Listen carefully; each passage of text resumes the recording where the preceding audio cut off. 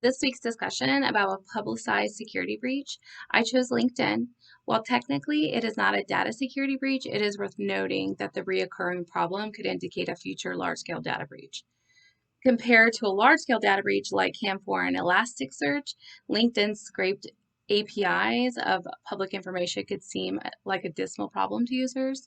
According to Dimitrov's article, Elasticsearch makes reoccurring headlines for misconfigured servers that led to 10 billion users' personal private information being compromised. This included user conversations and email correspondence. CAM4 is the most significant data breach to date, and the impact will continue for years. So why talk about LinkedIn, right? Well, 2 times last year, users' public information was sold online to the black market.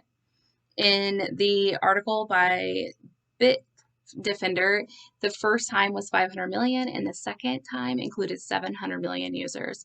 That was 90% of the total. In addition, there's the 2012 incident, and that was 117 million LinkedIn members that had their email addresses and usernames sold, and that included Mark Zuckerberg's as well.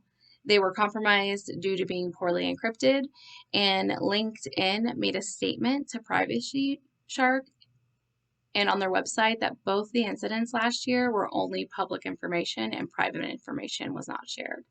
They said the same statement on their website about 2012 initially. In a blog posted on the LinkedIn website, they share a safety series explaining what scraping is and how they are combating the issue. The user agreement is where you can find their policy on unauthorized scraping. And it essentially says that using bots or other automated methods to access services, add or download contacts, send or redirect messages is prohibited. Steps that they're taking listed in the blog are, in order to detect public profile scraping, their models look for signs of automated viewing of profiles. They also have models to defend against logged in scraping, where they look for signals of bot-like activity. In addition to rate limits, they also employ a funnel of additional defenses that detect and take down fake accounts engaged in scraping at multiple stages.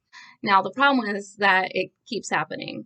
The Private Shark article explains how this information is sold to spam those accounts. They can use it to scam people into getting personal information. The data is also used in attempts of identity theft. And finally, like what they did in 2012, it uses brute force attack. Brute force attacks are made by humans trying different passwords, but more commonly now, bots run every version of letters and numbers to discover passwords for those accounts based on their usernames, and they do it very quickly. This gives them access to their account and directly their private information.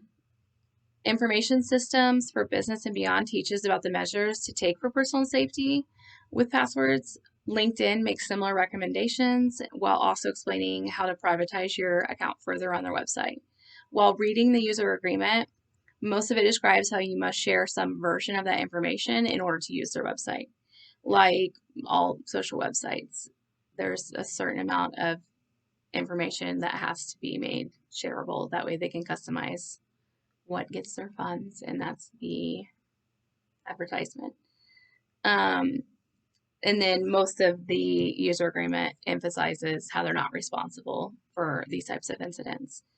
And then so really the choice comes down to, do you discontinue using these sites, or do you just ensure that you're using the best, most up-to-date policies on passwords, and using the recommendations, and then changing them frequently, and then when these incidents do happen, making sure that you update the information.